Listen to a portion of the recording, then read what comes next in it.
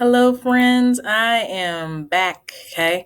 So I've decided that I will not lecture you for chapter 25 and 26.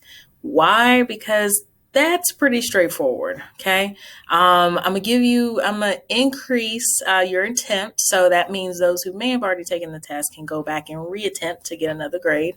Because I feel like that the information there is pretty much straightforward. I will not incorporate too much information on chapters 25 and 26, but if I do, I will provide notes for it just so you won't be left out in the cold, okay?